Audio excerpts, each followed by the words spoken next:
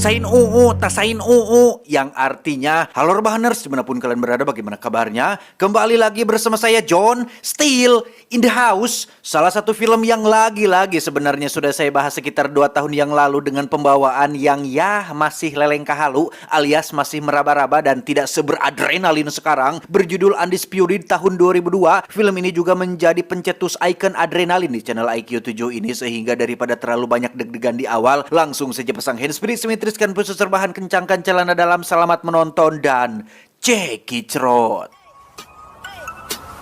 Get it when I get back.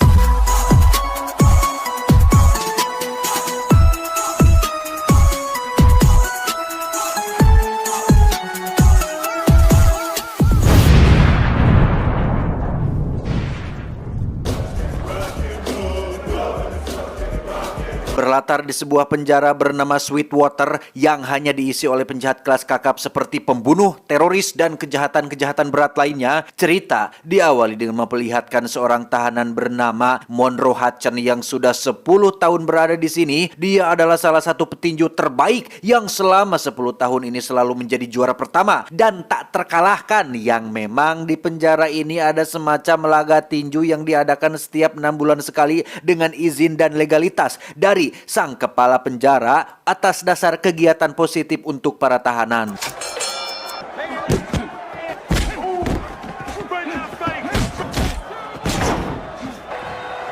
Beralih keluar penjara, lebih tepatnya di Las Vegas, di mana kita akan diperkenalkan pada seorang juara tinju kelas berat dunia bernama George Chambers, atau sering dipanggil dengan nama Iceman, julukan yang disematkan berkat aura dinginnya dalam setiap menjatuhkan lawan-lawannya, di mana saat ini Iceman sedang tersandung kasus pemerkosaan yang dituduhkan oleh salah satu teman wanitanya. Entah tuduhan ini benar atau tidak, Iceman yang dikenal arogan pun harus ikhlas menerima fakta bahwa dirinya akan mendekam di penjara Sweetwater untuk waktu yang tidak bisa ditentukan sampai ditemukannya bukti-bukti kuat yang bisa meringankan tuduhan tersebut. Bad break. I just gotta play this thing out. Berbeda dengan tahanan konvensional pada umumnya, Iceman yang seorang bintang dunia pun dibawa menggunakan helikopter. Yang perlakuan istimewa ini tidak lepas dari nama besarnya sebagai juara dunia tinju kelas berat yang pastinya menjadi bahan utama fokus perhatian semua media. Namun kepala penjara mencoba untuk sebisa mungkin tidak membeda-bedakan Iceman dengan tahanan lain untuk menjaga ketertiban di antar tahanan satu dan yang lainnya. Rapists and those with connections to gangs.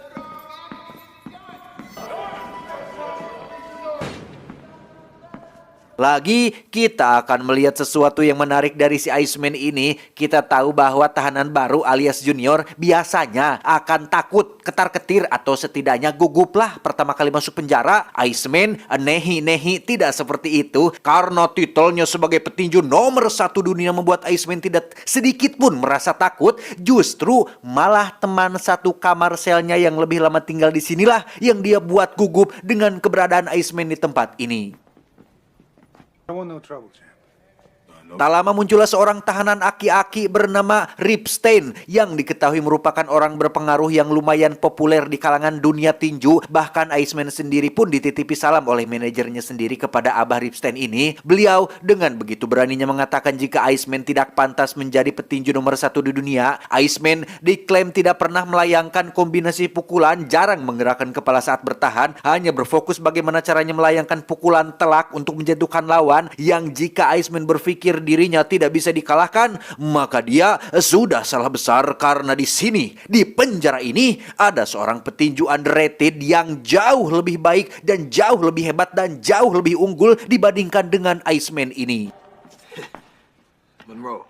Name's Monroe Hutchins. Saat jam makan, kita lagi-lagi akan diperlihatkan dengan attitude buruk dari si Iceman yang dengan seenak jidat melemparkan makanan penjara gara-gara tidak selera dengan menu yang disediakan. Di mana semua tahanan senior yang lebih lama tinggal di sini pun hanya bisa duduk diam sambil melihat tingkah si Iceman ini. Karena dengan tubuh besar dan pukulan kuat yang bisa membuat Anda dikirim ke rumah sakit, siapa atuh yang akan berani melawan? Dan ya, untuk pertama kalinya Iceman dengan begitu arogannya menghampiri Monroe yang sedang tenang-tenang mengantri makanan. Ujug-ujug menamparnya tidak puguh-puguh hingga menimbulkan sedikit kericuhan. Dan tebak, siapa yang disalahkan? Ya, betapa tidak adilnya para petinggi ketika Monroe yang tidak tahu apa-apa justru malah dituduh telah mulai duluan dan harus dipindahkan ke ruang isolasi selama 3 bulan dengan pintu yang dilas dengan alasan untuk keamanan. Sampai berlebihan seperti itu loh. Sementara Iceman, sang juara, selebriti, dan punya banyak cuan, malah dibiarkan kembali ke kamar selnya dengan alasan Pak Kepala Penjara takut jika media, pers, wartawan, jurnalis mengajukan banyak pertanyaan apabila Iceman mendapat masalah di penjara ini yang tentunya akan berpengaruh pada nama baik penjara Sweetwater ini.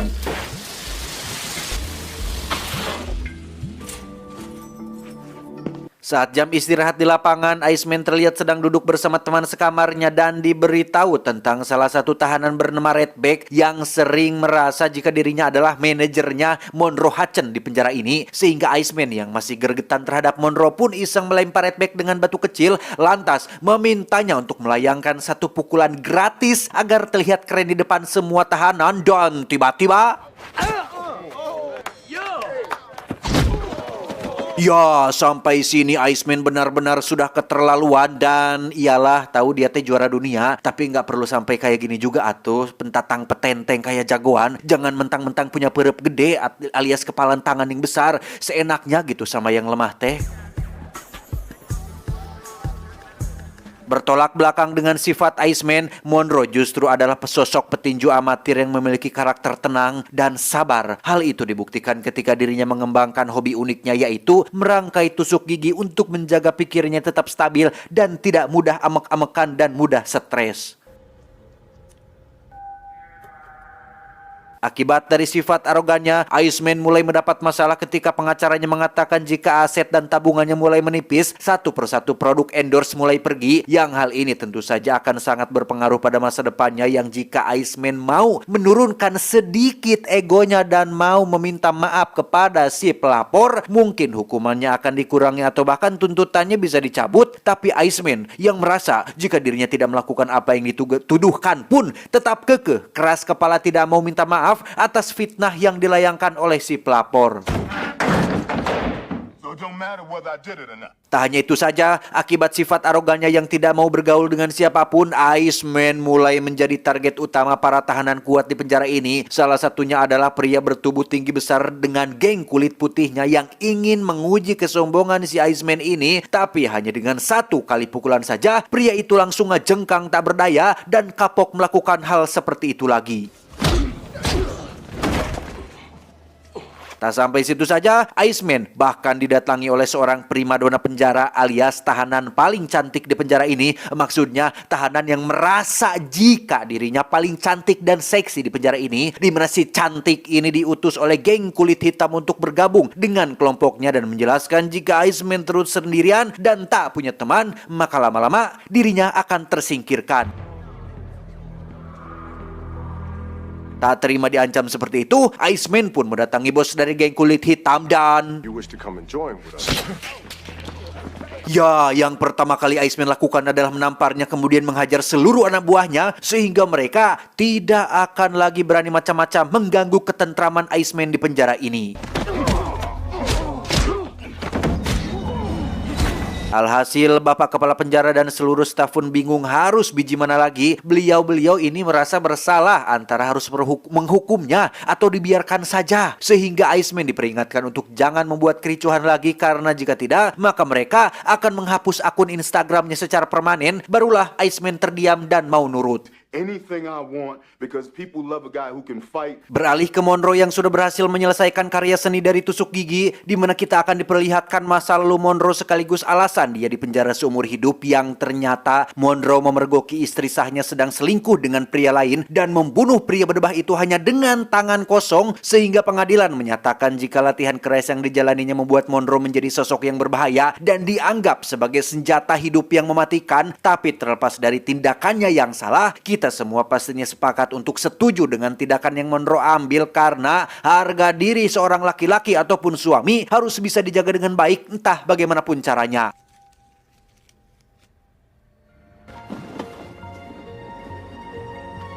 Beralih ke Abah Ripstein dan ajudannya yang terlihat sedang berdua di lapangan, di mana si Abah berencana untuk mengadakan pertandingan antara Monroe dan Iceman yang menurut prediksinya akan menjadi pertandingan paling seru dan bergengsi di penjara ini. Namun masalahnya, ia harus bisa merancang strategi untuk membuat kedua petarung mau untuk saling bertemu di atas ring. Right circumstance, they all can be. Memanfaatkan keinginan Iceman yang ingin segera bebas dari penjara, Abah Ripstein mengaku punya seorang teman di luar penjara, lebih tepatnya orang dalam di pemerintahan yang sanggup untuk mengurangi hukumannya, sehingga Iceman yang setuju pun segera memanggil manajernya untuk meminta bantuan agar dia mau menjadi mentor latihannya di penjara ini.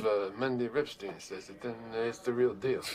Untuk Monroe, dia langsung dikeluarkan dari kurungan isolasi dan segera menemui si Abah untuk tawar-menawar soal keuntungan yang didapatkan. Monroe akan mendapatkan keuntungan sebesar 40% dari hasil taruhan pertandingan ini, yang karena Monroe masih punya adik perempuan dan keponakan yang masih kecil-kecil, ia tanpa banyak berpikir langsung menyetujui kesepakatan tersebut. No gloves, bare-fisted at a finish. Alasan kenapa kepala penjara dan seluruh pengurus penjara ini mengizinkan diadakannya laga tinju adalah karena mereka juga mendapat keuntungan dari hasil taruhan judi yang dilakukan, sehingga jelas bahwa uang bisa merubah siapapun, bisa merubah apapun. Alih-alih penjara sebagai tempat memperbaiki diri, malah menjadi tempat untuk mencari keuntungan pribadi. And a real goddamn fight, pure.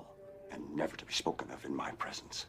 Anything else, sir? Hit the yard. Tanpa buang waktu, Monroe dan Iceman langsung melakukan latihan di tempat yang berbeda dengan Iceman yang tentu saja ditemani oleh manajernya yang berperan sebagai mentor, dan dia terlihat kurang nyaman latihan di penjara ini dengan fasilitas yang kurang lengkap yang seringkali membuat Iceman mengeluh dan tidak semangat latihan.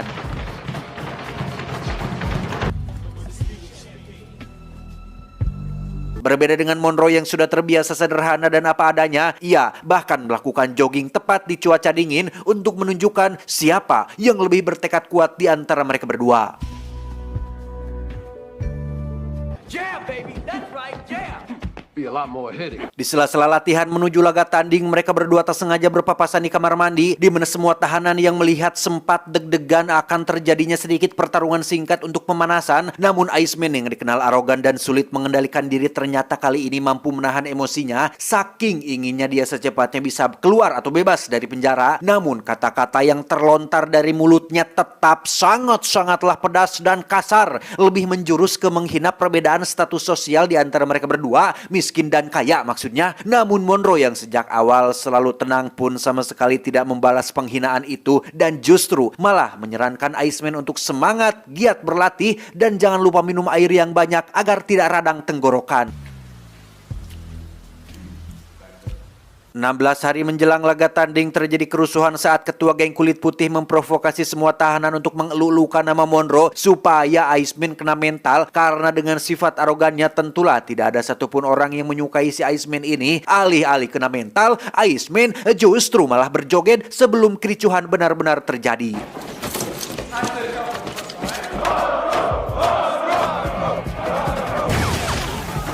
Gara-gara insiden kericuhan di kantin barusan, kepala penjara pun secara sepihak membatalkan laga tanding yang sebentar lagi akan digelar, sehingga hal itu memicu kemarahan si Abah Ripstein yang meminta bertemu langsung dengan kepala penjara. Yang di sini kita akan diperlihatkan bukti betapa besarnya pengaruh atau sima seorang Abah Ripstein di masa lalu, ketika beliau dengan begitu beraninya mengancam kepala penjara dengan beberapa detail ancaman yang mungkin bisa menyakiti keluarganya, entah itu istrinya, anaknya, atau cucunya, yang karena seluruh anak buah termasuk kepala sipir lebih pro terhadap Abah Ripstein, si kepala penjara yang takut pun terpaksa mengizinkan laga tanding ini tetap diselenggarakan sesuai dengan tanggal yang sudah ditentukan. Hope you and your family have a very pleasant time. Semua tahanan seperti geng kulit putih, geng kulit hitam, dan geng orang Rusia tentunya mendukung Monroe untuk menjadi pemenang, termasuk menaruhkan semua uang yang mereka miliki untuk kemenangan Monroe, yang karena takut kalah dan mengalami kerugian, mereka semua berencana untuk membantu Monroe dengan akan memasukkan obat penenang ke dalam minumannya si Iceman. Dan apa tanggapan Monroe? You do that, I'm gonna break you up into pieces. Ya, Monroe menolak ide tersebut. Dia menyadari bahwa selama hidupnya dirinya selalu melakukan keburukan dan tak pernah satupun melakukan kebaikan. Namun sekalinya untuk pertandingan, ia ingin bermain bersih, karena sebagai seorang pria sejati, curang adalah cara yang dipakai oleh pecundang. Singkat cerita, laga tanding pun tiba. Semua tahanan terlihat sudah memenuhi arena dan tidak hanya tahanan saja yang akan menjadi penonton, tetapi juga ada beberapa pejabat tinggi yang dikawal Fatwal terlihat baru tiba dan ingin menyaksikan langsung laga fenomenal ini, termasuk ingin ikut andil dalam pembagian keuntungan hasil dari taruhan pertandingannya. Hiduplah tanahku, hiduplah negeriku, bangsaku, rakyatku semuanya. Bangunlah jiwanya, bangunlah badannya untuk Indonesia Raya. Setelah menyanyikan lagu kemerdekaan, MC mulai membacakan satu persatu aturan yang lain daripada yang lain. Di antaranya, tidak akan ada wasit yang menghentikan pertandingan, tidak akan ada batas ronde yang ditentukan, sehingga semuanya tergantung kepalan tangan. Barang siapa mampu menjatuhkan lawan, maka dialah yang akan menjadi pemenang.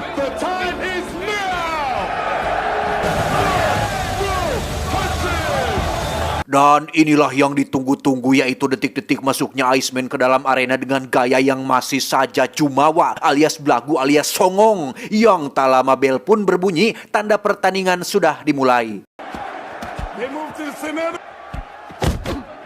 Ronde pertama, Monroe dan Iceman masih bermain cantik dengan saling jual beli pukulan, di mana tensi pertarungan baru mulai memanas ketika Monroe melayangkan kombinasi pukulan yang membuat Iceman sempat kewalahan, tetapi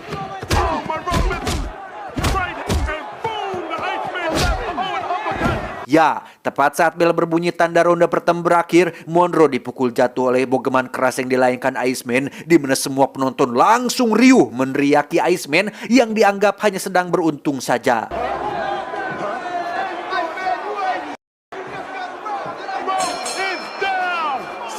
Ronde kedua dimulai dan Iceman masih mendominasi pertarungan. Bahkan kali ini Monroe dibuat tak berdaya saat Iceman melayangkan pukulan bertubi-tubi yang membuat Monroe tersungkur. Yang selain meludah, Iceman bahkan mengucapkan kata-kata kasar yang membuat para penonton semakin kesal.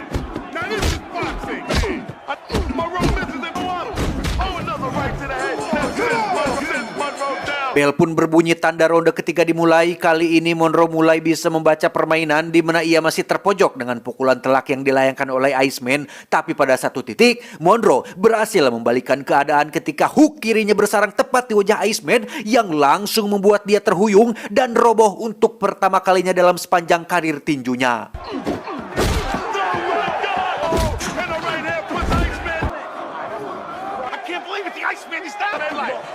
Ronde keempat dimulai, pertandingan berjalan imbang. Namun ingat, sekuat-kuatnya seseorang, sehebat-hebatnya seseorang, jika sudah kena mental satu kali, maka akan butuh waktu untuk orang itu memulihkan kepercayaan diri. Itulah yang saat ini terjadi pada Iceman. Pikirannya dipenuhi oleh amarah, seolah tak percaya bisa dijatuhkan oleh seorang petinju amatir yang namanya saja bahkan tidak dikenal oleh siapapun. Yang akibat amarah dan kearogansian itulah, Iceman pun mulai kehilangan keyakinan terhadap dirinya sendiri. Dan untuk pertama kalinya dalam sejarah sepanjang karir tinjunya, Iceman dinyatakan kalah KO oleh Monroe sang petinju penjara.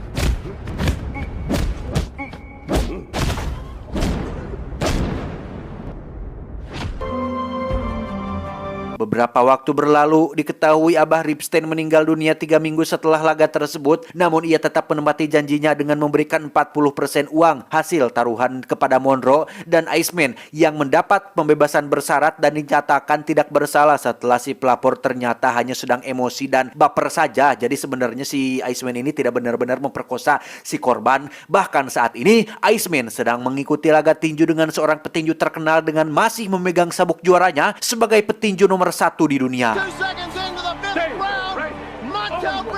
Meski semua orang di luar mengeluh-elukan nama Iceman dan menganggapnya sebagai yang terbaik, namun Redback dan semua tahanan di penjara Sweetwater tahu betul siapa juara sejatinya. Yang sesuai dengan judul film ini, yaitu Undisputed, Monroe adalah juara sejati yang asli dengan 69 pertandingan tanpa kalah dan tanpa ingin mendapat pujian dari siapapun. Tamat, ending yang cukup memonrokan. Pesan yang bisa kita ambil dari film ini adalah jangan sombong, sadarlah bahwa keberhasilan yang diraih tidak pernah terlepas dari bantuan orang lain. Ingat, dan janganlah kamu berjalan di muka bumi ini dengan sombong, karena sesungguhnya kamu sekali-kali tidak dapat menembus bumi, dan sekali-kali kamu tidak akan sampai setinggi gunung. Surat Al-Isra ayat 37. Saya John, mewakili jajaran direksi yang bertugas, mengucapkan terima kasih dan sampai jumpa di video selanjutnya. Adios, kumis baplang, paman takur. Cuau, cuau, cuau.